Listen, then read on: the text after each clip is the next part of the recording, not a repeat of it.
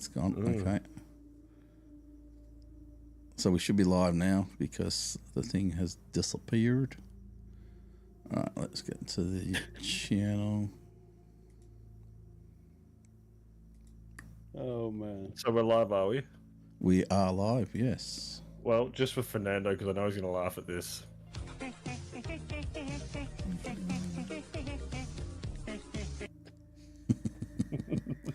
Oh, my God. So we are with live chat. We're going to pop it out.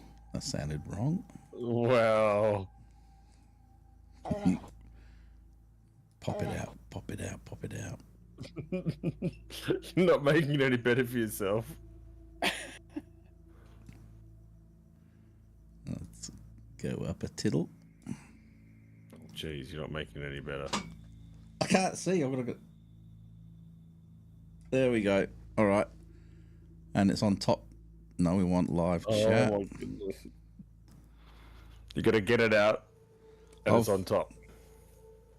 Yeah. Can I get one of you guys to post it in the... Yeah, let me just sort my stuff out. Hang on. I can't see a thing because the camera's in the way.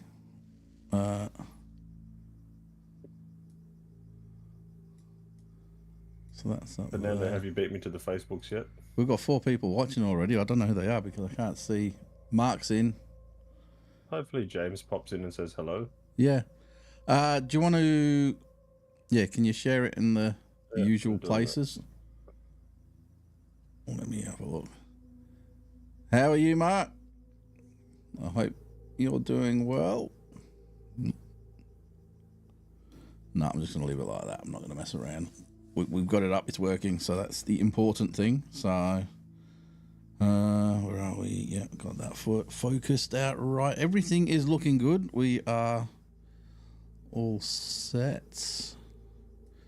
And it's our usual, just waiting for a few people to roll up. We've got 4 people in at the moment. We're 107 seconds in. Well done. So we've got a bit of news for everybody that we will be bringing out later on, but we'll wait until there's a few people. Fernando is entering a eating competition. I'm big, Yes. but I'll lose that. Oh, my God. Why? I'm big. Maybe my metabolism is low, but I don't really eat a lot. That's because you're saving room for the eating contest. We went out for dinner last night, and oh boy, was that the best burger I've had in my life. Where And from? Milky Lanes. Haven't been able to go there yet. Every time we go to book, it's been booked.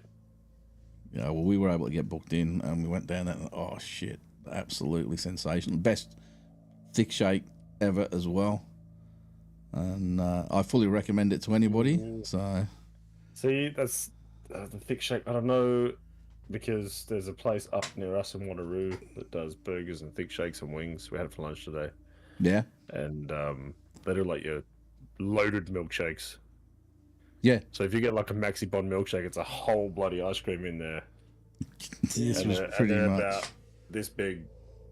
Yeah, Did you And you're like, yeah, I'm gonna get a milkshake with my burger, and then you eat the milkshake before the burger comes. You're going, you eat the "I'm gonna milkshake. eat this burger." It's what it's like. I've never in my life have eaten a burger with a milkshake. Oh, it's good. Well, I'm glad, because you eat a burger with your mouth. Yeah. I've never seen a milkshake eat a burger in my life. But if it does happen, record it so we can see. Yeah, please do. Oh my God. Oh, that's great. That's great. Oh, I'm onto it today. I've had a lot of practice. Oh, Hey, I've Mark.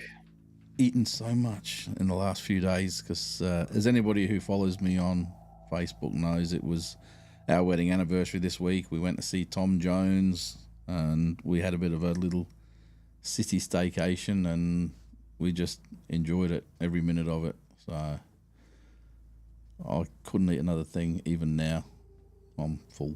What if I came past with red Twizzlers and Pepsi Max? Pepsi Max, yeah. The rest, not at the moment. Gary had type 2 diabetes in a cup. Mm. I don't know which one's the worst one, but whatever that one is. Yeah. Type 2 diabetes. Not to say the milkshake in a cup. Now No. I'm curious. What is that? What is what? Type 2 diabetes? Well, it's No. like Pepsides? Pepsi Max. Pepsi Max. What is that? You don't know what Pepsi is? Pepsi. Yeah. Yes. The The drink, soda. Pepsi, yeah, you don't have the sugar-free version, which is like Pepsi Max. I'll take that as a no. Oh shit! I thought they had it in America. I mean, there's Depends how they Pepsi get it Zero back. or some shit like this. I mean, I don't really drink soda like that. So if I do drink soda, it's ginger ale. Ooh. Mm. Very posh. Well, there's only 4 people in, and we're 5 minutes. We'll give it another 5 minutes and see if anybody else comes in. So there you go. Apparently, Norway does not have Pepsi Max. Yeah, but he's not in Norway. Max. Unless you have Pepsi something Max, you want to tell can- us. You can buy it. You can buy it in North America, but they also call it Pepsi Zero Sugar. Max. Oh, it's cool. I mean- Oh, okay. I mean, where I live here in New York, it's a Yeah. very populated. So yes, like- Pepsi Zero Sugar in the US. Yeah. Here in New York, I live in a very high populated Latino area. So it's all Fago and Hot Cheetos. Yeah, Fanta. You see a lot of Fanta. You see a lot of regular Pepsi, a lot of regular Coke. Just the regular stuff. But the fancy Max. No, I don't think so. No, it's just, Oh, it's not It's fancy. just a cool way. It's just an easier way of saying no sugar. Or Yeah. Zero sugar. Maximum taste, no sugar. I mean, I could have sworn it was like Pepsi Zero, or is that Coke? You got Coke. You got Zero? Coke Zero over here, and then you got. I mean, the original like Diet Coke and Diet Pepsi and stuff. They just taste like crap. At least Pepsi Max tastes decent. So Well, that's why they say max flavor, zero sugar. yeah, that's how they say. Fernando's just sitting at home with his Fago. That sounds wrong. Oh, you don't know? Gary doesn't know what Fago is. Yeah, well, that I yeah. don't even know what Fago is. Mark See, likes Mark, Milo. I would have to agree with you. Yeah. I would agree with you there, Mark. But have you tried the stuff recently or in the last, say, 3 to 4 years? Because they've absolutely screwed Milo up big time and they've made it a fine granulated malt drink rather than having the clumps. The texture's changed, so it doesn't float on top of the milk properly anymore, and it's not crunchy. Mm. Yep. No. It's like the same consistency as like Nesquik. That was good. That was good. Yeah, but that was flavored sugar. That was just colored sugar. Yeah. Where Milo's not. No. Horlicks is good. Oh man, that takes me back to bloody England. That stuff. You guys are mentioning stuff that I've never heard of. Guarantee you what Fernando thought Horlicks was. Well, the only Rolex I know of is What did you just I say? can't say it on Rolex? YouTube. Oh. We can't say it here on YouTube. Oh my god. I'm gonna have a Well, nice there's- juicy there's- can of Rolex. There's no space in between Horlicks.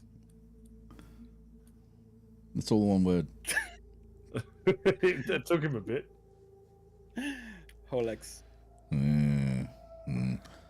Well, it doesn't look like we're gonna get too many more people, and we've only got a couple of minutes left. So Oh my god. we have Might be a a sort of little more short of an unprepared one tonight. We're talking about.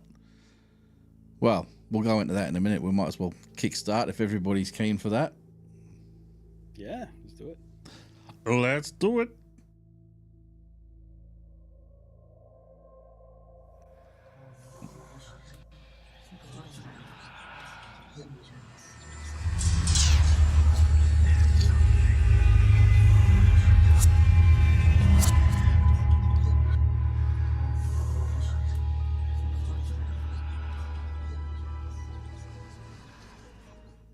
And here we go. We are now officially started. and I've just remembered to turn my speakers off, so that should be working a bit better now. Works. So how is everybody? We've worked out that Mark's all right, and that Fernando is all about Holex, and Jeremy I'm likes trying his to figure Milo. I'm trying to figure out where the R's gone from Horlicks. I don't know. I don't know. Oh, Americans man. are famous for pronouncing their R's, but it's suddenly disappeared from this little Yeah, experience. there's a couple words they don't use their R in, so it's excusable. Yeah. That R is pretty silent out here. Rubbish. Oh, I get it. It's because he's pronouncing Horlicks with an AH, not an R. Mm-hmm. Maybe. Regardless of how you say the word, I don't even know what you guys are talking about. It's a malt drink. Yeah. Horlicks. Oh. It's like There you teaching go. Peyton how to say words. You see, around my area, the only, I guess you could say, malt would be something on the lines of Foster. That's a beer. Yeah, that's the beer. Oh, so then what kind of malt? We're not talking about Drink. we're not talking about Hennessy or malt liquor. No. Come on, man. Otherwise, there'll be a lot of Sorry. I mean, there already are a lot of inebriated kids and is Hey it stuff. man, it's early out here. It's early. And Foster's, that is absolutely terrible Yes. I don't even That's drink. why and I know Australia, that's that. why Australia doesn't own it anymore. Get rid of the crap. Yep. Really? I mean, wasn't Foster from Australia? Supposedly. Foster's beer, supposedly, yeah. Oh. So Asahi actually owned Foster's. Mm. There you go. There you go. There you go. They were actually owned by Heineken for a long time. Wow. All right. Yeah. Who would want to buy a shit beer? No. So have we posted links in the usual places done. now? So hopefully that we'll get a before. few people jump in throughout It would be the nice. night. I don't know who else is watching at the moment because we've only got Mark talking. There's a couple of people who are obviously not talking. But yeah, tonight. Go on. We're just not as popular as normal. No, we're not. It's very sad. Which brings me to the first bit of news. Hey Christy, how are you? Hi, Christy. This will be the last live stream for a few weeks. What we are doing is we are now going to be doing our live streams once a month instead of once a week, and we might let it run a little bit longer when we do it, but hopefully we can get a few more people in with it being once a month rather than once a week. And it helps us obviously because we still all have lives that we need to do, and we will still be getting together on a Friday night, but we will be recording more shows and putting more edited content out rather than just live streams all the time. But we will be happening at least once a month. There will be occasions where we have special events and we will be doing it more. So I hope you just can all means- understand. It just means we're gonna have Fernando in on some more recordings. Yes, we'll be able to do that. But tonight, what we thought we would talk about is personal experiences with the paranormal and what everybody's had to deal with. And I'm sure Christy, as we know for a fact that Christy's had some really cool experiences, so I hope she can share some of them in the chat, and we will talk about them. But I thought we'd start off with Fernando and what actually got you involved in the paranormal to start with. So do you want to let us all know what got you here? Wow. So let's take a trip down to memory lane, which wasn't so I guess it wasn't a pleasant experience because well, I mean, till this day I feel like that experience still haunts me, I guess you could say. I mean, thankfully there are certain things that I do before I go to bed, but We don't need to know Don't. about those. I do not. What did you guys say? I He think said we don't need to know about those. we don't need to know what you do before you go to bed. No, man. Yo, you guys. but yeah, I cannot sleep with a closet door open. I I I don't want to label what I saw or my experience that of a boogeyman. Um, I don't know what was it that attempted to come out of my closet when I was 11, 12 years old. So you need John Wick. Um, if if John Wick was around, hell yeah, hell yeah. But yeah, yeah, I had a terrifying experience when I was younger, and uh, there was a boogeyman incident. Something was in my closet trying to come out, and what made it more profound, I actually wrote a blog about it. My story is actually out there. Um, in detailed. It's my room at the time was all white. Doors, walls, everything was white. Um, so everything first started off with the metal hangers clinging to each other. Yep. Like movements within the closet and stuff. So when I woke up,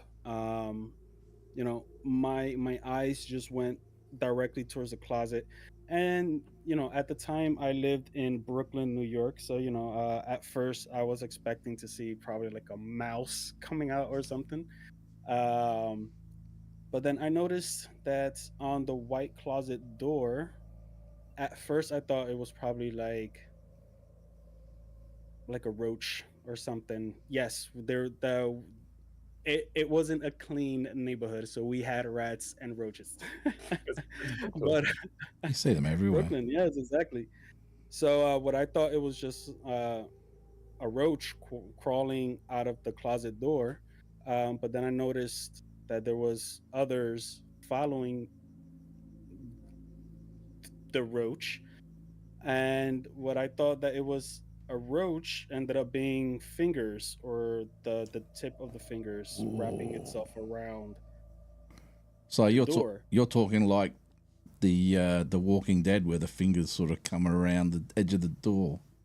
Pretty much, except it Oh. actually looked like it was like a roach, like just a dot, and then Mm. it was forming into fingers. Like, it's so hard to explain, you guys. It's so hard to explain. But once I noticed that it was a hand, you know, um, that's when I kind of froze.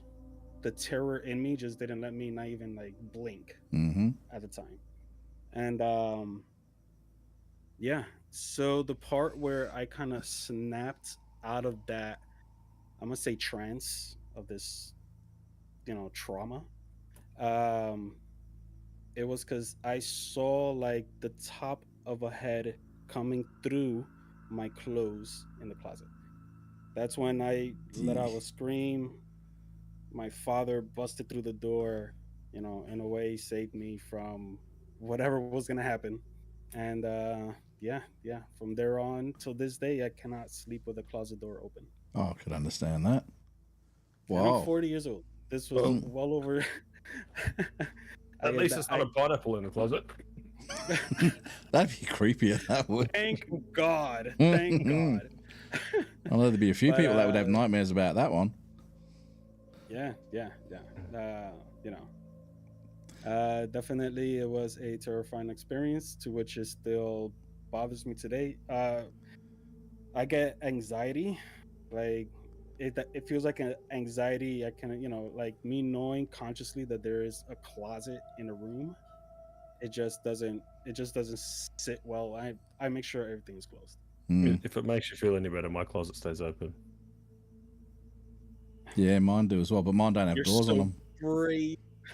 No, I've got a shotgun. Well, there you go. There you go. Yeah, it won't Yeah. work. All right, Jeremy, what about you? What got you interested in the paranormal? I kind of always had been, obviously as a kid, hearing the stories and other people talking about it. And you kind of kind of sits in the back of your head after a while of not really doing anything about it because you're labelled as a weirdo because you're looking into something else that not many people look into.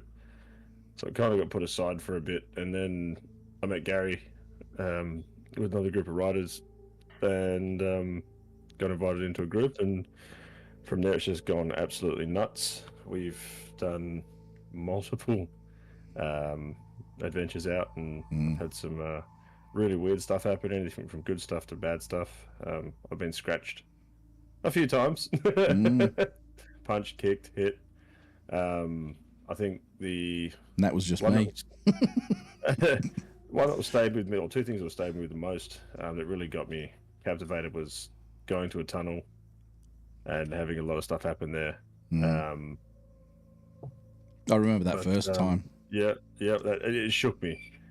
Had a few things happen, and it was weird that what came across, and it brought me to the point where I was like, kind of like, how or why, which led into more questions and pursuing more things, and then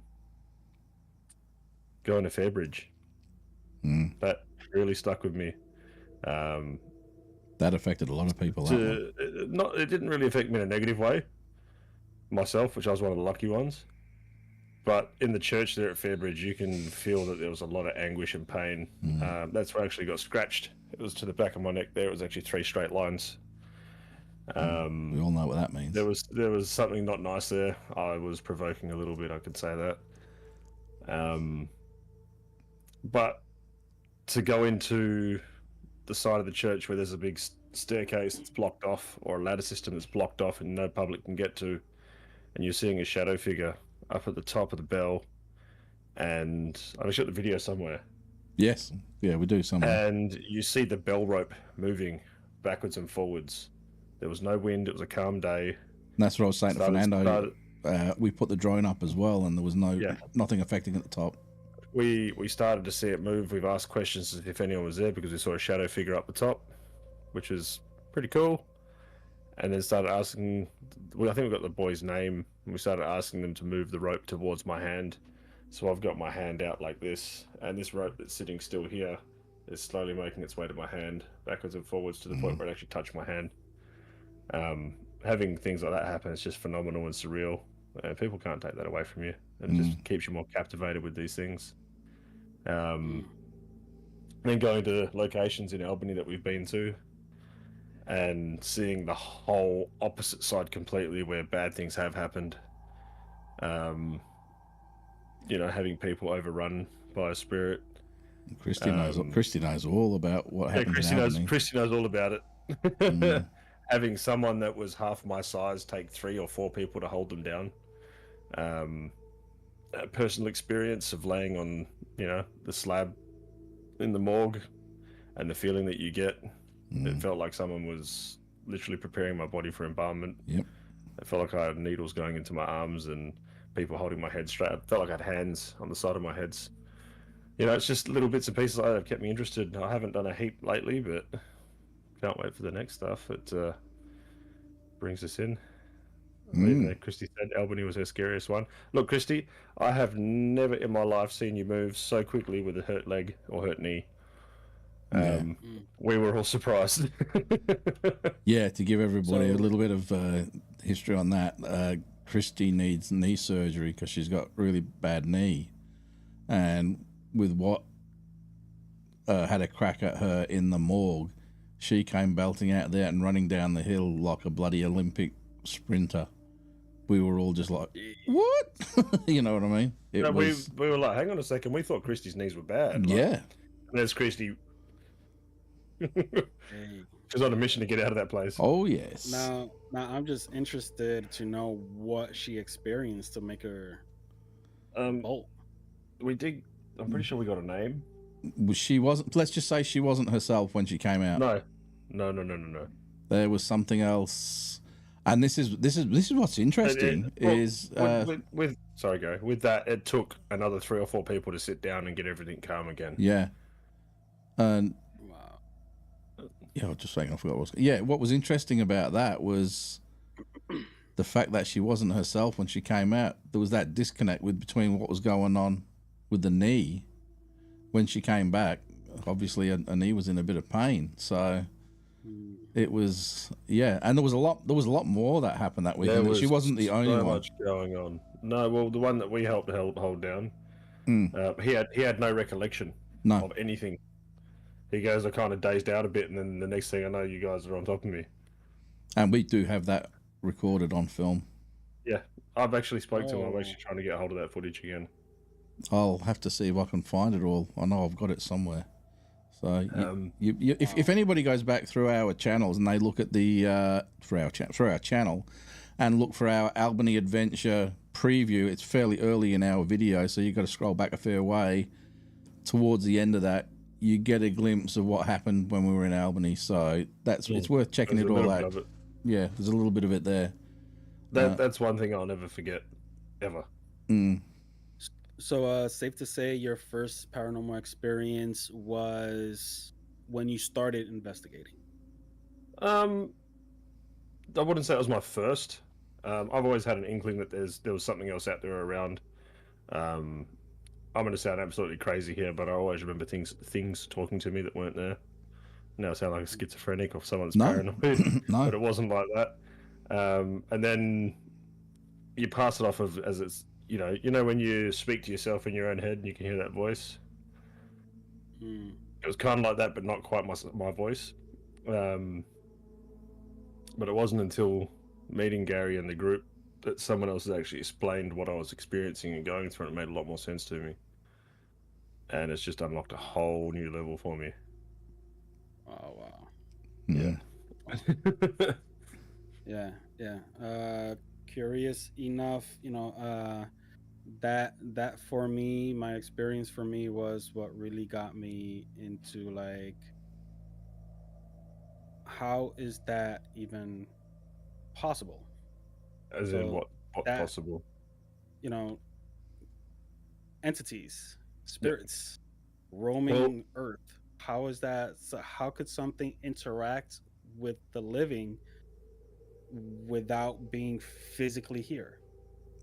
Well, can I just point out Christianity, any faith or religion, it's based off the same stuff.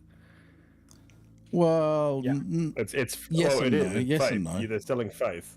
They're selling something you can't see, can't really feel to an extent, you can't touch. But where the paranormal steps aside is what if you put it into a scientific, not a religious thing. There are so many factors that we still don't understand.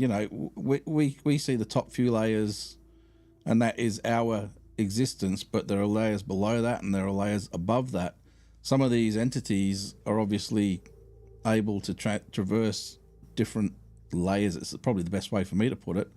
And you'll have interactions with them. And there's other things as well.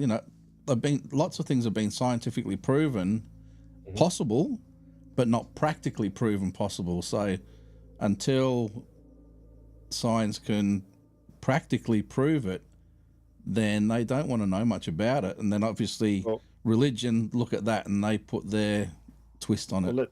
Let's be honest, Gary. Anybody that's tried to prove it possible in reality have been locked up and put in a nut house. Yeah. Until it's control and science. Yeah. And then one day when it is proven possible, it's too late for those people. A lot of the see, I don't want to go into a whole religious bashing and stuff like that, but just an example of silence. Just an example of silencing people.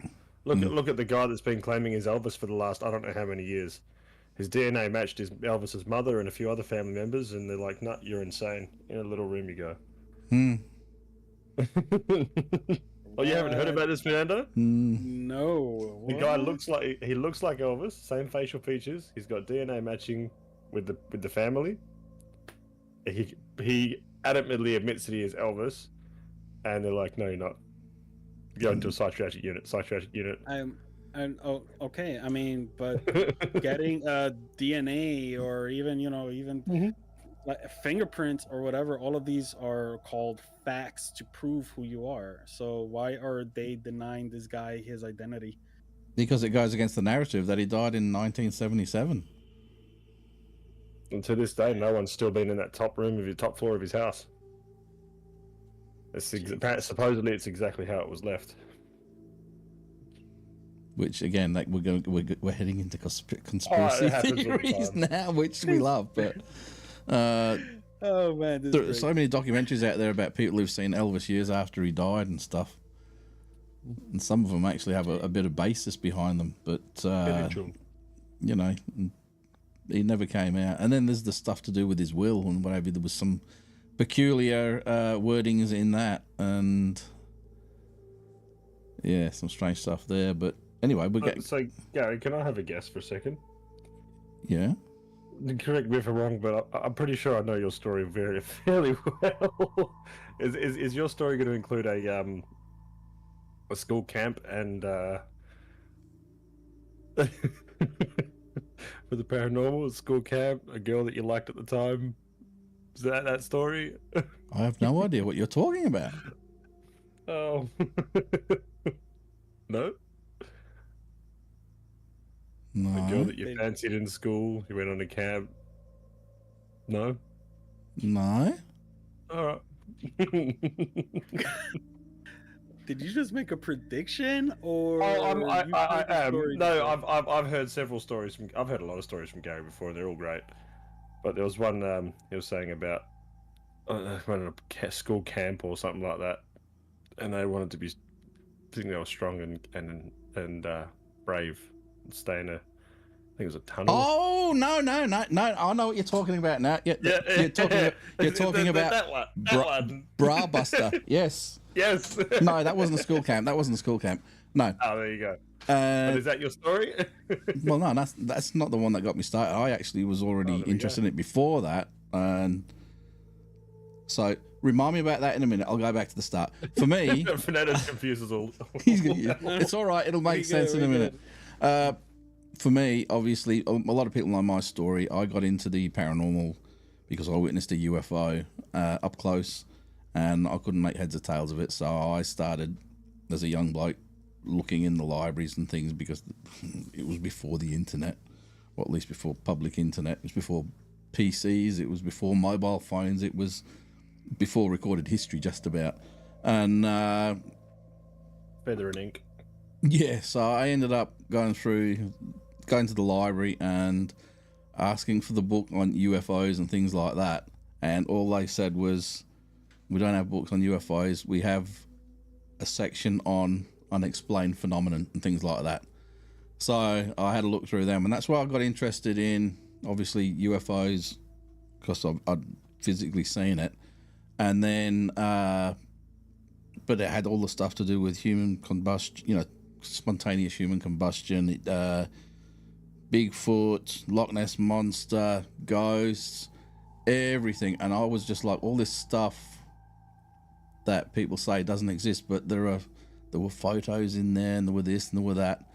And it inspired me to think, well, what we see can't be everything. There's got to be other things as well. And that's what got me started on this journey.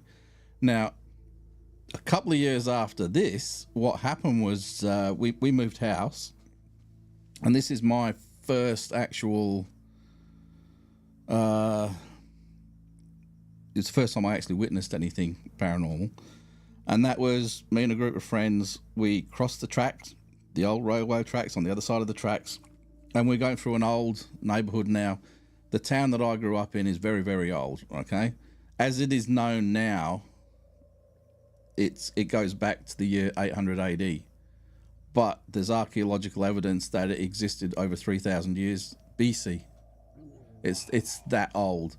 And I think I actually put up on my profile the other day, for anybody who wants to read the history of my town. I think you guys got it as well. You could read the history of the local town that I grew up in. It goes through how the Vikings settled there and all that. But anyway, getting back to my thing, we crossed the tracks and we were heading to the old part of town. And these are houses that were built pre-World War II, and they were all pretty much dumps, really. But there was a lolly shop, a sweet shop, a candy shop, whatever you want to call it there, that sold stuff really cheap. So our pocket money went a lot further. When we walked there, you can get a lot more for your money.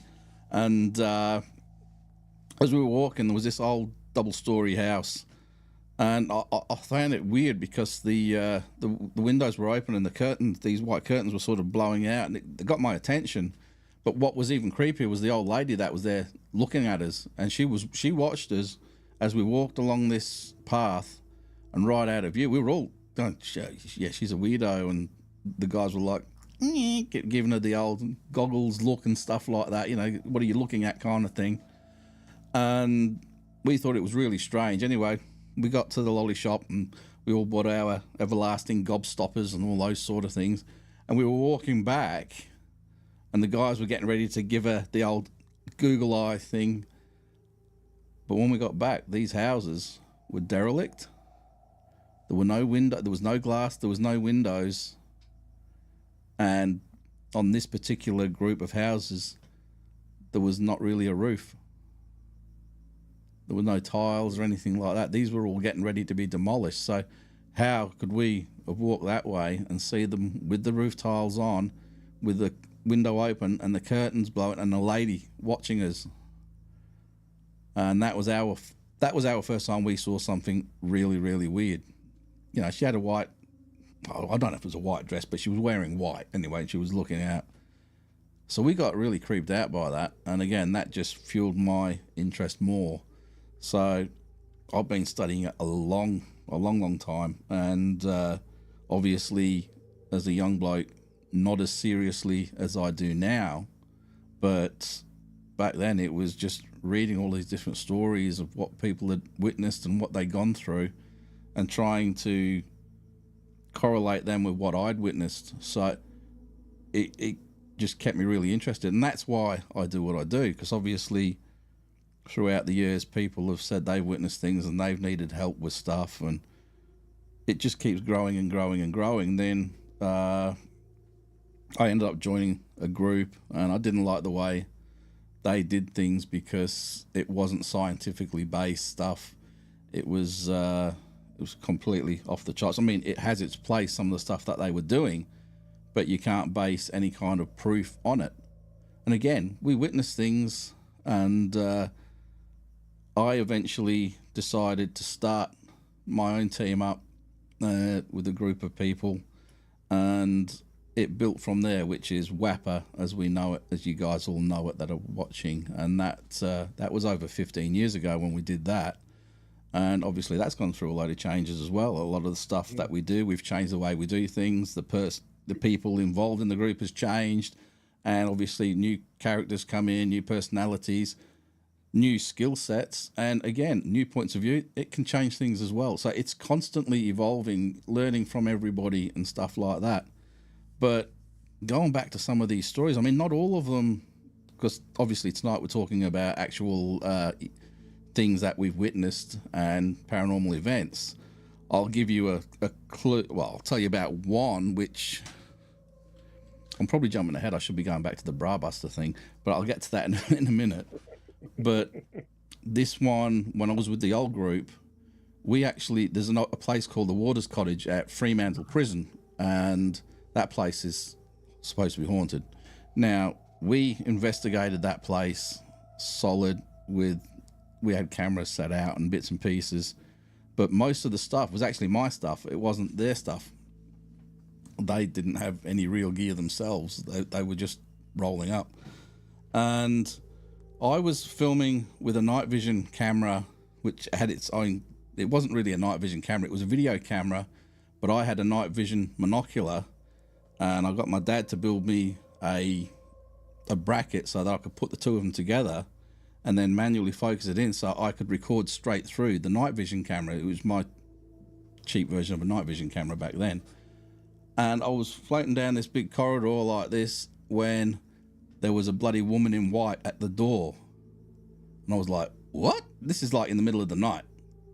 And I pulled the thing down, and there she was, face up against the fly screen, just staring in, like horrible scraggly hair, and it was like a nightgown that she was wearing. And I'm thinking, guys, am I witnessing something here? You know, and they came out of all the rooms and they all saw her, and then she just started going, you know, scraping down the fly screen and what have you, and we were like, Conjuring. what the hell do we, what?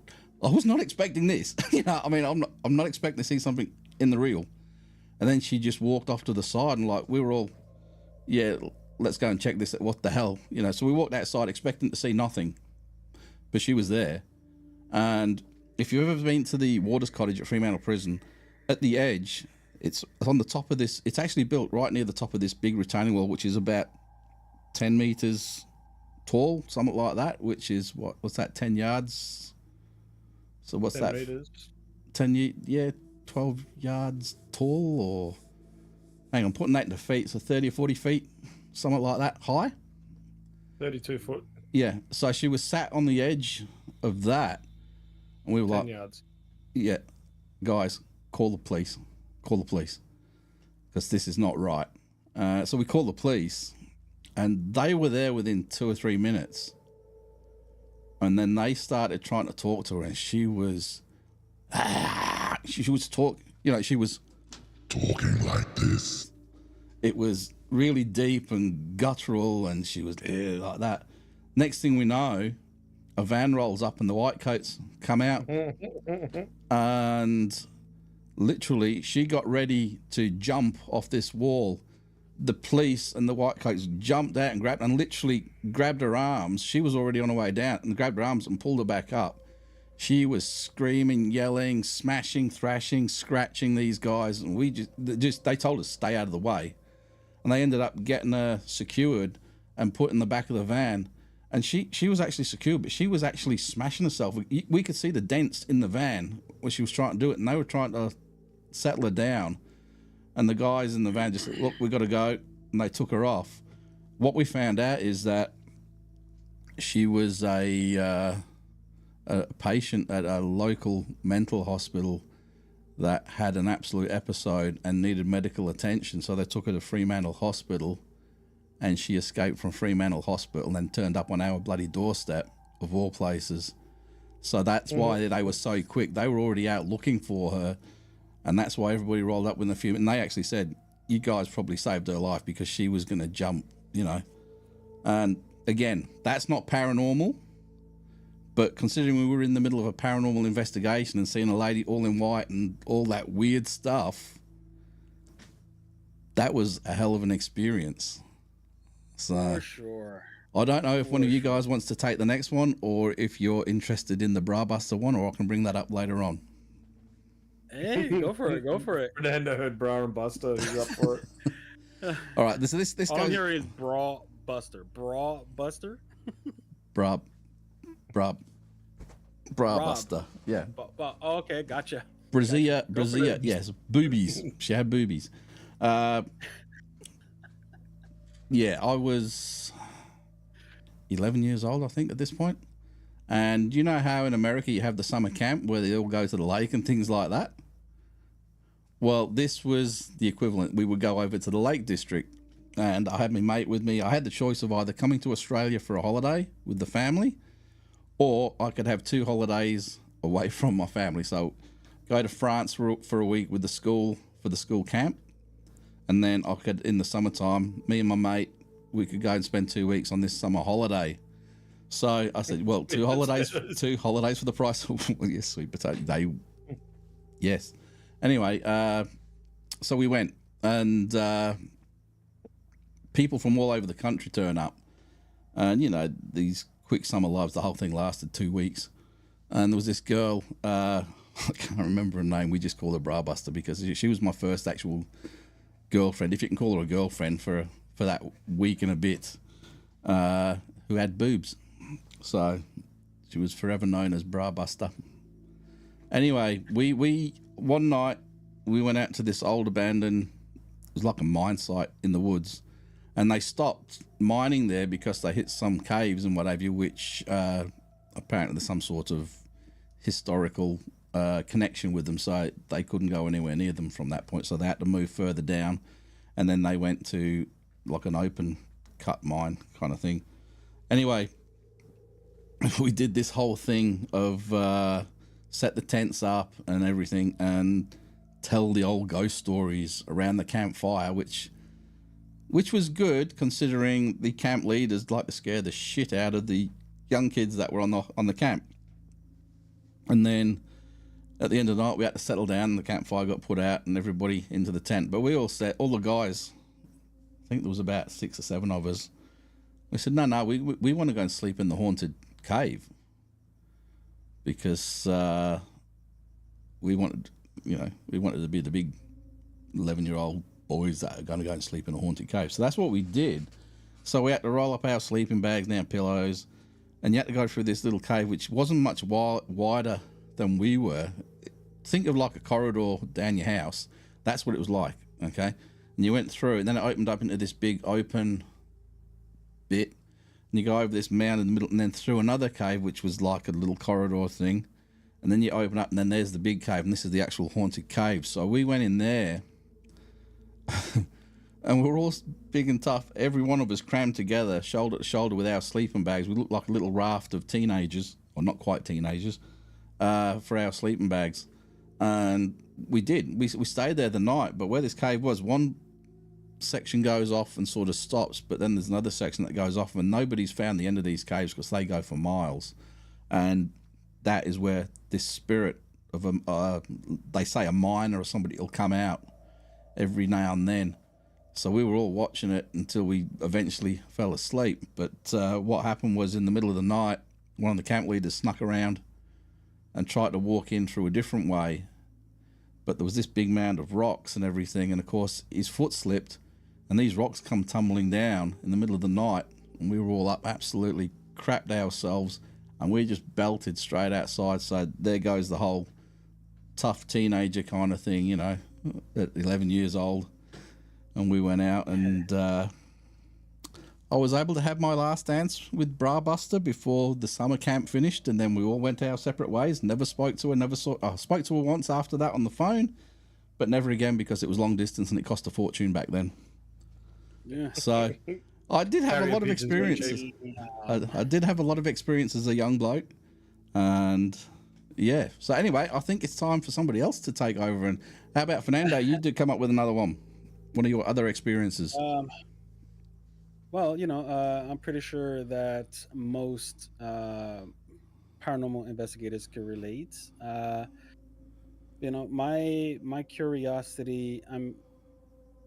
My first experience got me to believe and be curious of the paranormal.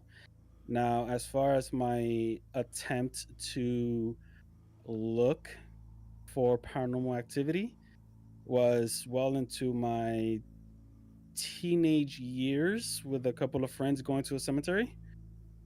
So very first time, you know, we're not in there all prepared. It was just pretty much with a flashlight, or what you guys would call a torch. And we basically broke into cemetery after hours, and just was walking around. So we decided that we were going to, you know, take a seat. It was myself and 2 other guys, and we just, you know, sat down, you know, basically leaning up against a headstone, and we were just, at first we were having, you know, silly conversations, and as soon as we decided to, like, just, you know, sit in quiet, that's when everything started, you know, changing. I don't know if it was that something found our conversation interesting. I was just listening, but as soon as we stopped talking, that's when we started, or maybe it was happening and we were just not paying attention. Um, but you know, what got us out of the cemetery was the fact that we heard, like, very heavy footsteps. We actually thought it was security and we got busted. Mm-hmm. But as soon as we turned around to look, there was nobody there, but it was a distinctive footsteps. But it was so, you know, like, how hard do you have to stomp on grass for it to be heard? Oh, And it was considerable, yeah. very, very heavy. Wow. Like something walked up to us. Yeah. And once we set up and just started looking around, we basically was like, okay, we bolted. We left. Wow. Well, Chris, So oh, I was just going to say, Christy's put in the chat what got her interested in the paranormal was just after her pop passed away. She was in the house all on her own and she heard her name being mentioned. And then all of a sudden, the fire alarms and house alarm all went off at the exact same time. And she was only 8 years old. So to hear a voice and then for all of those alarms to obviously pick something up and activate, what was all of that all about? Then she tells us how she was chased out of the tunnel once. This is, I'm assuming she's talking about the Swanview Tunnel because that's the main one that we investigate. And we've had a lot of experiences there, actually. Good and bad. Yeah.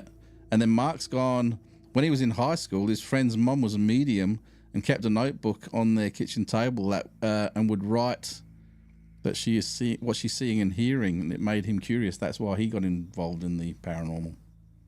And he likes sweet potatoes. And he likes sweet potatoes. We all like sweet potatoes. I know what kind of sweet potatoes you like, Mark. It was during big ones. The Brawlbuster. That's what we called her for a long, long time. I don't. Oh No. man. To this day, nobody knows her name. I think it was Jane, but I can't remember. I couldn't. Don't Hey. hold me to that, but I think her name was Jane. So if there's a girl watching from England, A who's lady about now. a lady who's about the same age as me, and had boobs in 1980-ish. And you, Fernando, were you even born in 1980? I told you it was a long time ago. Oh man. Say hello anyway if you're there. So But yeah. So I would say that after that experience, I was, more and more curious. That's when I started, doing my own thing as far as, looking for ways to communicate or catch. So it was almost during that time that what was it? Ghost Hunters or something? oh, Sorry, Taps, the I wasn't original laughing at Taps, you. yeah. I wasn't laughing. Yeah, yes. Nah, Mark's putting comments in the And- old and Mark- calculator Mark- things. To do one better, it's what is it? 5318008. Boopies. Yes. Oh man. But yeah, so when they first came out, the very first season, that's when I started oh, so you could use a voice recorder. Oh, so you could use this and this. So my very first attempt to catch EVP was actually with a Talkboy. Do you guys remember that? That's not the old speak and spell thing, was it? Yeah, I mean, I'm sure you guys have seen Home Alone. Is that the old thing where you Yeah. type and it says what you type? No, it's It's a- literally like a Walkman. but Oh, with a okay. mic. Yeah. Yeah, so you could record yourself talking. So I Yeah. actually tried to use it. I mean, as far as I know, it does not work on the Talkboy, but out of curiosity, then obviously as I got older, with a job, then I started investing a little bit more. Yeah, and I mean, I was pretty much the between friends and family and friends family, you know if they were to be experiencing something, I would be the one to talk to because I would be the only one they know that believes in the paranormal. Because during that time, if you talk about ghosts or the paranormal, you're looked at crazy. Yeah. Like, get this guy away. This guy's so I would be the one they would go to. And then from my curiosity, I would be like, so when can I go over to your house and maybe we could try and figure this out? So it started, like this. Hmm. Then I was just going to different houses.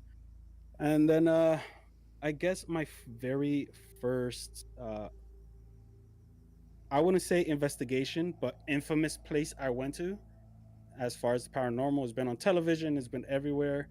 Um, Eastern State Penitentiary. Yeah. Then from there, I just started going all over. So far, even internationally, I went to the Dominican Republic and had amazing experiences out there also. Yeah, I think if you're talking international places, I mean, obviously, besides a lot of the stuff in England, I think the spookiest place I've been to is the old Changi Hospital in Singapore. There are a lot of stories about that place. In fact, it's all part of it is now being converted into a hotel. But yeah, last time I was there, they were working on it, and I actually asked the guys that were working there. I couldn't go on site, but because they had security and stuff. But I asked the guys there if they'd had any weird stuff happening while they were working on the place, because everybody knows if you're doing renovation work and stuff, that can really provoke activity. And he actually said, we've had priests in on 3 or 4 occasions to bless and re-bless and then re-bless again, because activity kicked off that strong that it shut down work, and the men ran out and they wouldn't go back in until a priest had been in and blessed the place. And that's just one part of it. This place is complexes all over it, and the other bits are actually fenced off and have signs up that say trespassers will be shot. So you don't mess around with signs like that, because over there they take their security stuff pretty seriously. That's probably the creepiest place, because a lot of it was sort of reclaimed by the jungle. Obviously, the main part is what's been converted into a. Well, I say the main part. The part closest to the road is being converted into a hotel, or it was being at the time. I don't know. I haven't looked it up since. I should really look it up and see. But a lot of the stuff in there is pretty creepy. Pretty creepy. You know. So, all right. I think it's time for Jeremy. What would you like to talk about? I think the weirdest place I've ever got, it sounds weird, but it's not weird, but it is weird. You know, we've been on random trips to go out to do different places even outside of Wappa. One night we met up with a friend and we actually went through a cemetery not far from the city. Specifically said as you enter, no videography, no photos, no video to be taken at the cemetery, which I thought was really weird.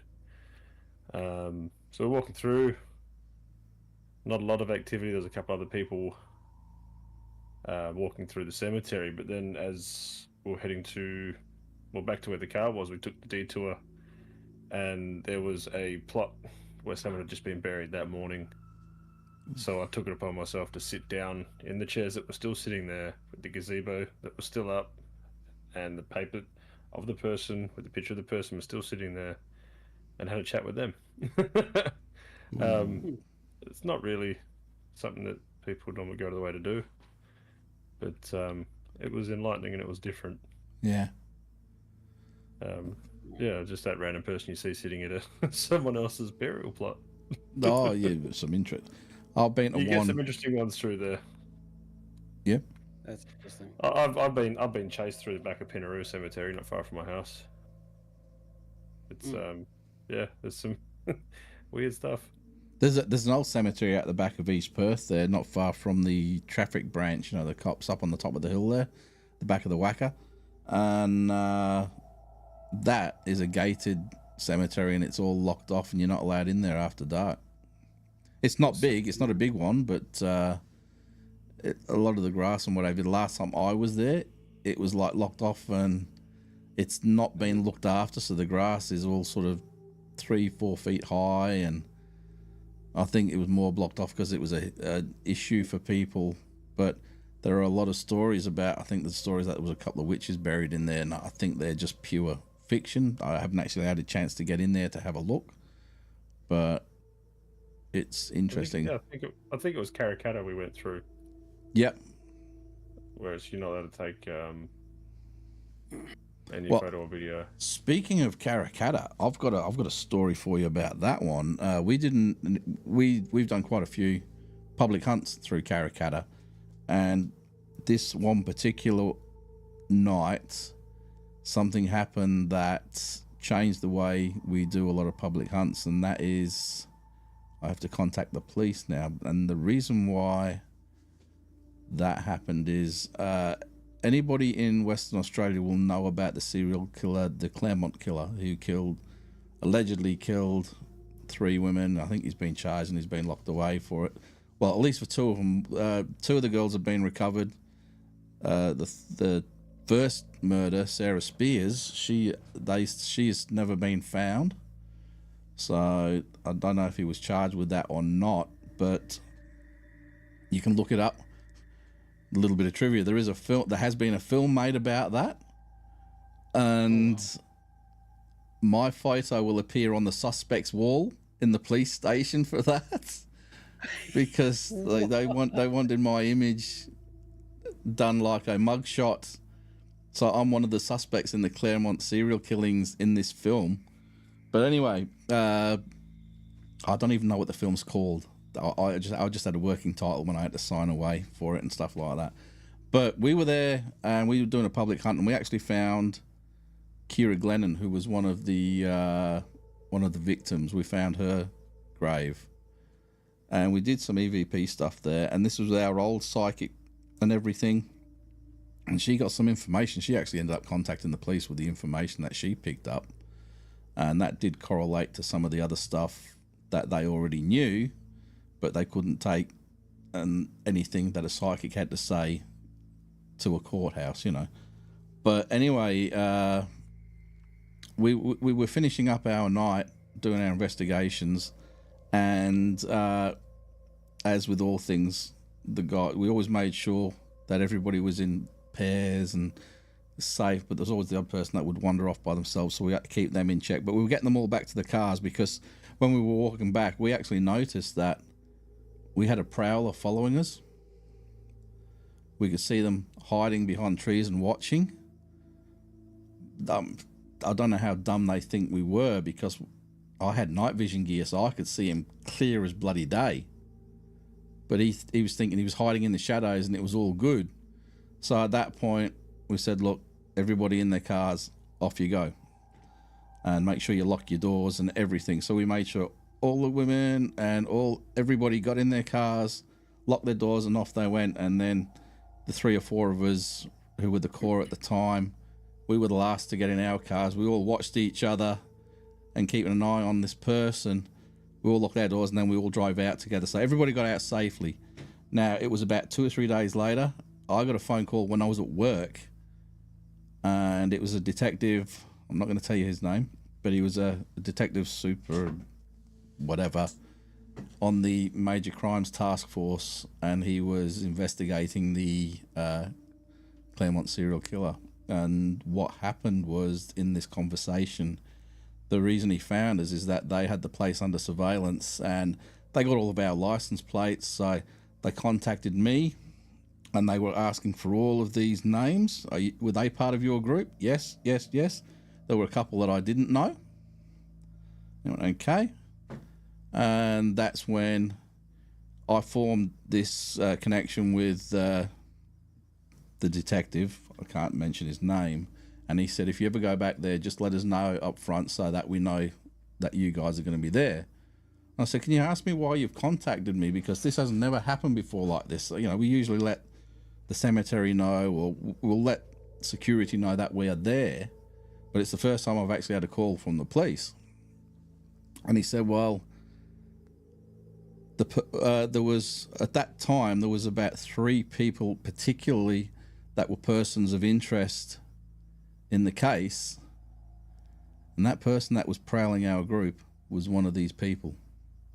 He wouldn't tell me his name. It's just he was a person of interest in the serial killing. So we could have potentially had a serial killer stalking our group. So that changed how we do public investigations ever since. So that's, I mean, we don't do that many of them anymore, but that was a big thing. Again, it's not paranormal, but these are genuine issues that can happen when you're out and about. So what's this? Mark's gone. His first attempt was at the Perth Cemetery. Yeah, so it's interesting stuff, you know, and yeah, I mean, I've got so many stories I can tell you guys, but I don't want to hog the whole bloody show. So That's I right. don't know if Save Fernando you wants to from jump in. stuttering. So profound experiences. Wow, which one can I pick? So, okay. One of my most recent profound moments, I was actually telling Gary earlier today, was that 2 weeks ago I went to Kings Park Psychiatric Center with a lady TikToker. She goes by the name of Creepy History Class. Her channel is pretty much about true crimes, and she visits different haunted locations, but she doesn't do investigations. So we went into this particular room that I've always had every time. Guys, I've been to Kings Park 14, probably 15 times already. And every time I go into this room, there's some sort of activity. And I've activity as far as EVPs, and aside from feeling, because feeling certain energies, feeling certain, all of this stuff is just personal experience. So it's not something that we could just show. But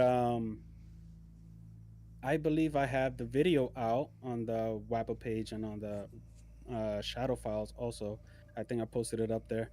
So we were doing a EVP session, and as soon as one of the other ladies that was with us, she says something on the lines of, "I'm here to say hi," while the spirit box is going off.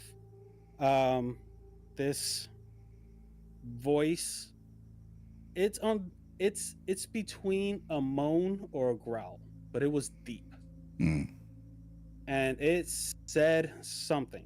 We cannot particularly put a word to it, but it says something on the lines of either it said no or mellow or something along this line, but it was really raspy. I had three devices going off. I had the camera recording us. I had a voice recorder in my hand. Unfortunately, you could hear something, but it's very faint because of the spirit box was right next to it. And my other partner, Fuma, he had another voice recorder, but he was actually closer to where we heard this voice, disembodied voice coming from.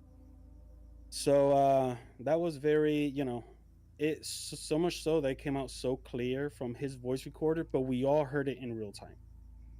So it was like really profound. Uh, Before that, I would have to say, you know what? I'll share a story on a location in an old family plot in the Dominican Republic. Um, this location has stories of anything you guys could think of. It's there. We're talking about there's an apparent headless horseman Hmm. on this location. Headless horseman. That is how they describe to me. But the story behind this headless horseman is he was a thief within that community that got caught by the community, and they did their own justice on him, which was beheading. But he was also known to be riding a horse. So, headless horseman. So, witches, we're talking about elves. We're talking about skinwalkers. We're talking about basically everything was within this little location. So, out of curiosity, I went to this. It looks like a half-built ranch. It just basically has the sticks on each corner. I honestly don't know how it's still standing, and then with the leaves covering the roof. Um, so I went there with our I must say, tour guide. And while he was sitting off under a tree drinking his booze, it was myself and my partner at the time just walking around the property. We had voice recorders, EMF, cameras going, and we heard a shaking up on the trees. So we we didn't really, up in the trees. We're out in the open. It could have been animals. So, but we did pay attention to the trees. And once we did that, we started lighting it.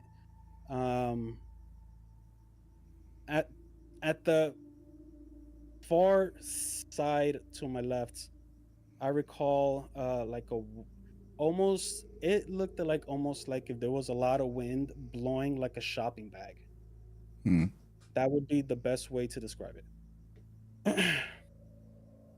But this thing went, like, it was so fast. It went around the ranch, coming up behind us. And since I saw this off my far side, I turned around. It actually lit up my EMF, knocked out my camera, knocked out my voice recording. Everything turned off at this moment. So much so that, to get to this location, we had to go through the woods. So we even had machetes with us. But I wasn't really expecting anything. But I had the machete, like the handle sticking out from under my arm because I was holding it, with my armpit, right? Hmm. But this thing came around that I turned around with the pointy side going towards the back. I almost stabbed my my partner. Shit. But it was so profound, this experience. It happened so fast, and the fact that it knocked out everything we had, it was okay. Well, it's not a headless horseman, but there's definitely something here. Well, the fact And that it killed all your electronics and everything tells you that there was something weird about it. yeah, So, for sure.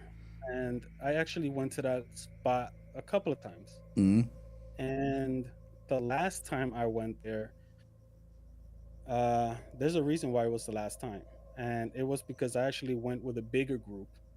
Family members that are still around today wanted it to go and experience what I experienced. So we actually went inside the ranch. I stood in the middle while the family members were at each corner of this ranch. Then I started asking them to ask questions because this is their family plot. So one of the girls actually got laid out. She saw something, she fainted, but the way she hit the floor, she almost like bounced off the floor of how hard she hit the floor. Oof. While I was trying to carry her out of the ranch, everybody started following. We ended up calling it a night. What made me feel like this is the last time was because while we were leaving, I had a machete and something in my head wasn't my thoughts. mm, I mean, if it was up to me, I would just, spray holy water on me and just call it a day. But something inside of me was like, take this machete, start whacking everybody with it. yeah, that's And not I was good. like, so yeah, that was pretty rough. Mm, I prayed the whole entire time. I was the last one. Everybody was in front of me, but there was something behind me. You could hear the footsteps, yep. and I was like, "Oh, don't follow me! Don't follow me!" It was profound. Yeah. I think the most, Anyway, yeah, I that's my think, DL story. think the most, when you talked about profound and stuff like that, would be the exorcisms that I've been involved with. And I've seen things that I won't go into everything that happened at these things. I won't. I'll never fully go into them with anybody. But it's not like the film The Exorcist. There's no head twisting or anything. There's definitely some stretching body in extended places that you wouldn't expect them to do, but not twisting and stuff. You know how they say, you watch the films where they all contort and go out of shape and stuff? Think of that, but still within the bounds of what a human could potentially do, but it's very extreme. That sort of stuff happened. Now, what happened was we actually had Father Barry May. We had him come out to help us on a few cases in the past, and he always helped us out, and he liked the fact that I used to document everything, and as a result of that, he would actually ask me to come and help out by documenting some specific ones that he would be doing over here, and that's why I said I've been involved in 3 separate exorcisms in a documentary style, as in filming it, not actually partaking in any of it. That being said, there were a couple of times where I had to help them holding a person down. It was all documented on video, so it was all there. But this lady, who probably weighed not even 45, 50 kilos, it took about 4 guys who were all 100 plus to keep her in the seat. And she took... Sorry, just for Fernando, it's about 80 pounds and 200 pounds. Yeah. I'm sorry? For the weights, it's about 80 pounds for her and about 200 pounds for the guys. Each guy, yeah. It took 4 or 5 of us to keep her in her place. And when she started to talk, she never shut up. It was, some of the stuff she was saying was vile and spitting and urinating and stuff like that, and trying to scratch. But when she started to really talk, her eyes went almost black. You could still see a tad of white on the very edges, but probably 80% of the eye was black. And I don't know how that works. And she started talking in what I call a triple voice. There were 3 distinct, like, pitches, you know, like a medium, a low tone, and a high tone. The low tone was very dominant, but you heard the other one, so it sounded like 3 voices talking in unison, but it was all coming out of her. And you watch videos of people saying they're possessed and they'll talk like this. Well, anybody can do that, and they can probably do other things as well, but 3 distinct tones. I don't know anybody that can put 3 distinct tones out in one. And when she stared you down, like, there was a couple of points there where she just looked straight at the camera, and of course I was looking into the camera and she was staring dead into it. And we were told, don't make eye contact with her, just don't look at her eyes, you know, just look at other bits around the room, or concentrate on not her eyes. If I say anything, it sounds a bit dirty or rude, but concentrate on a different part of her body is what we're told. Just don't look at her eyes. It doesn't mean look at her boobs or anything like that, because this was not one of those sort of situations. It was scary. And yeah, I genuinely felt I was in a room with pure evil. And that the exorcism went on beyond that one, but apparently some of them can happen fairly easily. Other ones take a lot more. This was one of the bigger cases that he was working on. That's why he wanted some of it filmed. And this was one where he was addressing a certain point in the exorcism. I don't understand it all, and I don't even claim to understand it all. And he wanted this film, so literally. Back then, it was a tape with all the stuff. I just gave him the tape. I said, I don't want that. I don't want anything to do with that, you know. And that is probably the most profound experience I've had. I'm still very skeptical of a lot of people who claim they need an exorcism, and then seeing some of them that you see on YouTube and things like that, you go, yeah, I've seen the real thing, and no, it's not like that, you know. And it's certainly not like the film The Exorcist. So, by the way, that my experience in the Dominican Republic, I do have very good pictures. I'll post it up on Facebook, so Yep. everybody could see what I got Yep. that day. Cool. Sounds good. For sure. But yeah, there's so many different things that have happened to us. You know, getting scratched. We With you at the tunnel, getting punched in the back by that absolute toss pot. yeah. Well, we've had many a times where chest can go. Do you feel like remember? we get squeezed from behind? Do you remember when we were up at Jarradale? We had Jay with us and everybody, and we were in that far back corner, and it started going. It was the guys, eh? At the cemetery? Yeah, up in Jarradale That guy Cemetery. with your backpack? Yes. Something was playing havoc with us that night. Literally, from what it looked like, is someone was pulling the back of Gary's backpack down. Mm. Wow. Apparently, the back right corner isn't a friendly corner. I've got a friend buried in that cemetery that I go visit a few times, and you know, every time I'm there, I go say hello, and you know, he'll say stay out of this area or go to this area, but the back right corner near the tree to the center. Yep. It's yeah, not nice there. No. If you go to the main gates of the cemetery, you'll often find that you catch glimpses of a lady walking with a heap of children. Yep. Up, down, and across. I don't know whether it's a school thing or much to do with it, but she's wearing that long flowing dress, and there's multiple children that walk with her. Mm. And I mean, we actually, and Jeremy's been through this building, even though it's all been redone now. We went through there on the Christmas walk a couple of years ago. Yep. It's the old Treasury building in Perth. Now that laid derelict for a long time. Now this is a quarter of a city block by, I think it's about 3 or 4 levels above ground, and there's 2 sub basements below ground.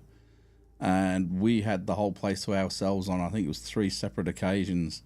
I had to go in there as soon as I finished work because I was being locked in, and I had to be in that whole, now you imagine that quarter of a city block by all of those levels. I was the only person in there by myself for probably the first 3 hours or so, because I had to be there by 3:30 for him to let me in, and then he would close the door and I was locked in. I couldn't go out, otherwise I couldn't get back in. And then I had to let other people, when they came in, they never rolled up until 7 o'clock. So I was the only person in this place all by myself. And when you start hearing things happening, and you know there's nobody else there because we've already done the walk, the perimeter, all the security doors, all the alarms are in place, the perimeter alarms, that is. I had a code. He gave me a temporary code to let people in and out. And that was creepy. Now, what happened was when everybody rolled up, it was about 7 o'clock. I took them on a tour of the whole place, and we were walking back to the corner where we had all of our gear left, where we were going to set up our base camp. And we were walking along, and they were following me, and there was a girl, Monique. She was walking behind me, and while we were walking past one of these doors, she went, "Oh, sorry," and we all turned around and go, "What?" And she just froze and went white. She goes, "A guy walked out of that room right behind you, Gary. He had a red t-shirt on. He looked at her, and that's when she went, 'Oh, sorry,' and then he just disappeared, just vanished into nowhere." Again, I didn't see this, I didn't feel this, but it happened right behind me, and she wasn't one to exaggerate, and something as specific as everything that happened. But later on that night, I was walking down towards this room, and I heard this almighty smash coming from this room, and I was probably only not even 10 steps away from the door. I ran, so it was less than a second later, I ran in there. There was nothing there. There was nothing that could go bang on the floor, but that was it scared the absolute crap out of me when it happened. Jeez. Because it was just, not so much scared the crap out of you, but it startled you to the point, you just didn't expect that. And that, I think when we were up on the 3rd or the 4th floor, we found this little room, and there was a pentagram burnt into the carpet. So, funny thing is, we never found this. It was a wood-lined room. We never found that room again. We went to show everybody else, and we couldn't find it. We knew whereabouts it was, but when we went in there, the room wasn't there. So I don't know what you make of that. That's something very different. Actually, sounds a bit familiar. Does it? Go on. Kings Park. Again, there are two ways to get to the location in the Dominican Republic location. Yep.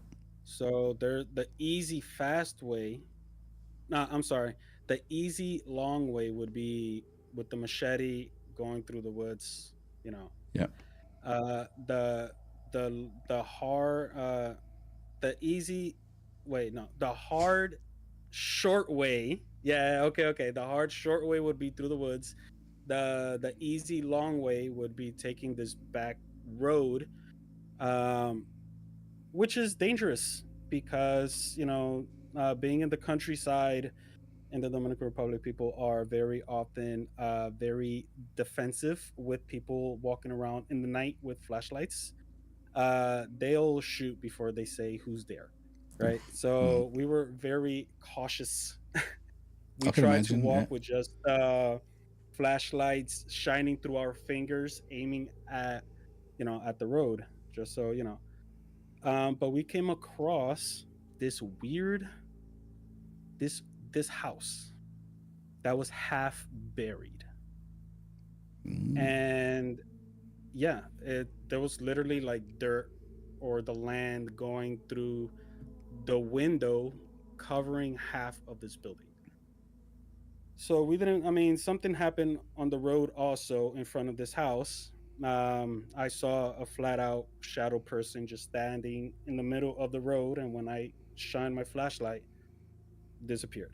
But the house, when we actually finished that night, came back the next morning having breakfast, I brought it up to the family members that are there, and I was like, oh, so what's going on with this house? It's like half buried. What happened there? And stuff like this. Nobody don't know what I'm talking about. That house apparently doesn't even exist. Nobody. And this is just probably like, I'm gonna say a mile or two away from where I was staying at. People should know if something was there. Yeah. Everybody should know, the trail. Nobody doesn't, know about this house. So I was like, okay. Unfortunately, the next day I had to fly out, so I couldn't go there again. But yeah, that was weird. Wow. Jeremy, have you got any more? Oh, sorry. I was going to say, do you have any more, Jeremy, before I jump into the last one? No, not really, no. Go on, Fernando, finish. As far as getting scratched and stuff like this, the very first time I got scratched was, I'm going to give a shout out to the infield house. That's the first time I got scratched. Wow. And it was, did you guys see the pictures? Did I show it to you? Yeah. Yeah. That's the first time. And it was while I was doing under Estes. Estes, yeah. Which I, not to say, just to say, because I was, the catalyst. But I've never heard such a on-point conversation with somebody under Estes. To the point that, unfortunately, it was with, Dat. Pineapple. But even so much so, when he asked who are you talking to, I boom right there with his name. That was incredible. Yeah, that was incredible. Wow. Well, but yeah, I think to finish out the show, we're gonna jump back to Albany now. The first time we went to Albany back in 2010, somewhere around there, we actually took a board with us. Our psychic at the time knew how to govern a board correctly. And again, if you go back to the video where you look at the Albany preview, so it's right down near the start of our videos on our YouTube channel. It is there. I can't remember, Albany Adventure preview or trailer or something like that it's called. We did this board session and we got orbs come through. Now, I am the first one to discount just about every orb possible, but this one acted highly erratically to the point where it was shaping out as a person would like move their arm. It would go with the arm, then it would come back down, it would trace, it would go around. That is not something a bug does. So that was interesting. Then when she invited the spirits to come forward on the board, you actually see this on the video. Even on the trailer, we showed you this bit of video. I think I could be thinking of a different one, but it is there. The Albany one is there. She invited the spirits to come forward. Now, there were a couple of double doors behind us, and then there was the morgue and the cemetery at the back. So the spirits had come forward there, and these two doors burst open. And I know Fernando watched this video the other day. There were actually chairs in front of these doors. They got flung out of the way as well. And we have all of that captured. And it was very thought-provoking. But what we picked up later that night and the next day is we picked up the spirit. I say spirit.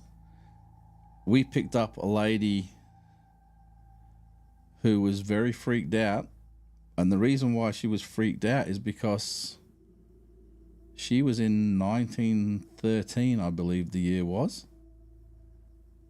And she thought she was talking to spirits when she was talking to us.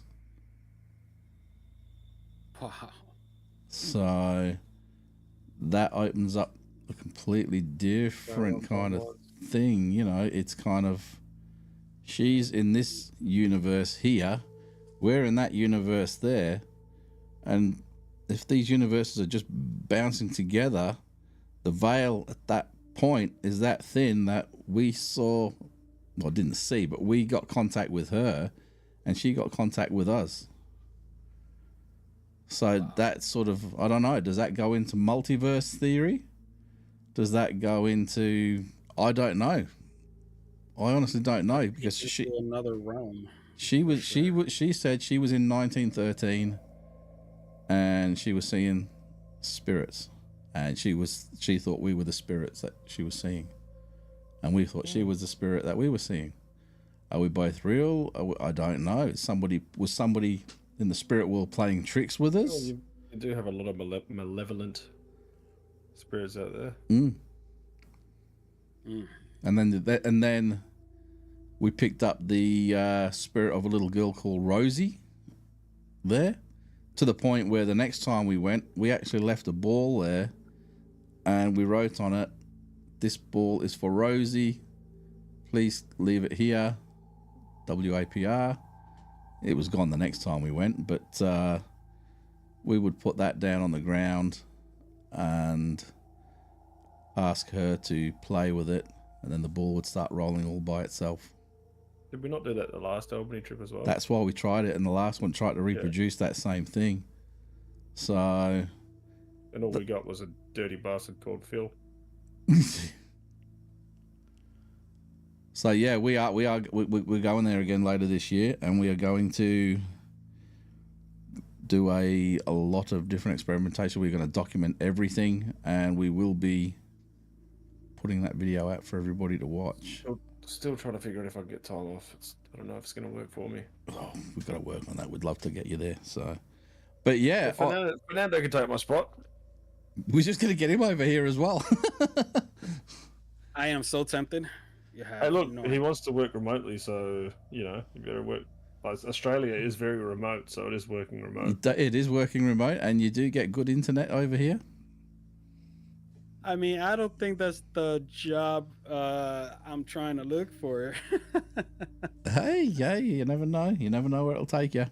Although Australia, I hopefully. have always been curious, because I've been coming across a lot of posts on Facebook, especially with would you work the night shift in a cemetery for so much and so on? I was like, hell yeah, Of course. Yeah, I would love to do that. I would that's like it. to do that. Yeah, and they I'll figure be out that I'll be the best employee they'll ever have. no, you wouldn't, because you'd be around there talking to everyone and not doing your job. But that's the thing. I'll keep everyone and every Entity thing entertained. entertained. Yeah. Yeah. No. I ended up buying on the TikTok shop. It looks absolutely ridiculous, but The it's TikTok shop. it's a cell phone mount for my head. It's just Oh, hey, Yeah. do you want to know what looks even more ridiculous? Going for a ride on a motorbike and having a GoPro mount with the GoPro on the top, and it looked like a Teletubby going down the street. Yeah, but unfortunately, the phones that I have, they're like super big. So just imagine me in a trying to record a paranormal location with this thing in your head. Oh no! Oh my god! You need to take a Yeah. photo of that. You need to take a It's photo. Fernando. Oh man! You do need to take a photo of that when you do that, So mate. here's my thing though. Like, why wouldn't you just buy a GoPro with a head strap? Hey, Why wouldn't you All I just heard use was Why wouldn't you just use a GoPro with a head strap? yeah, I did. Unfortunately, GoPros are mighty expensive, and I wasn't I have sure if you had one already. no. I pretty much, we had the paranormal equipment conversation that we recorded, Mm. Gary and myself, and I basically use my cell phones. I mean, it is 1080p.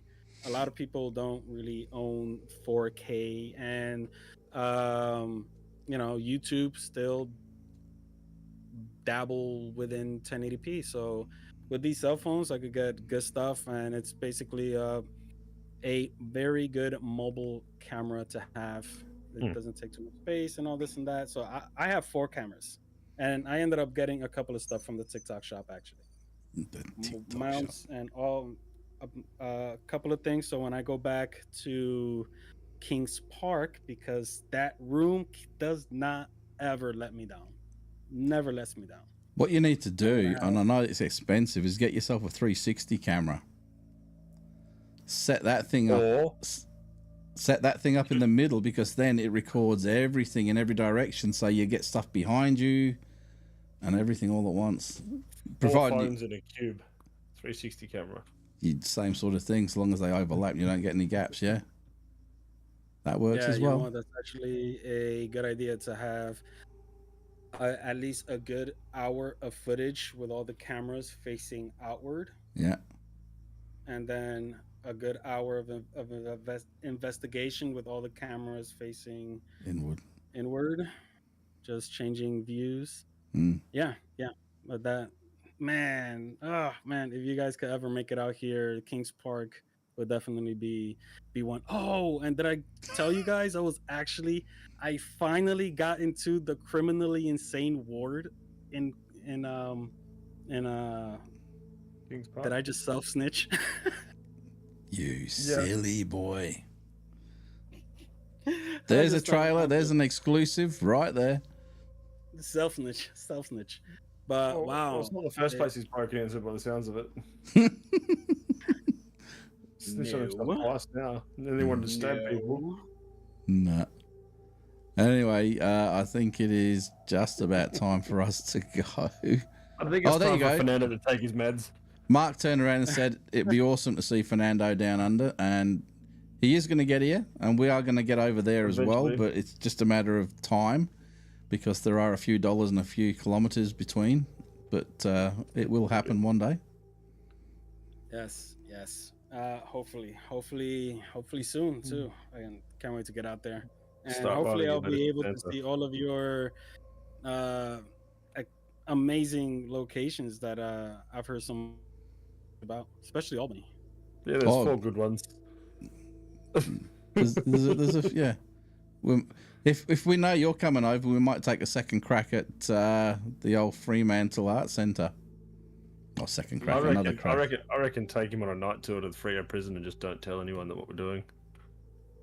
last time I did that, last time was a certain other person that you and I both know who rides a burgundy coloured Yes, that Dick Breakout. Yeah, we went there and we did a ghost tour, or the night walk tour, and we're going through, and then like we pulled our K2s out, and all these other people are going, well, "What's that?"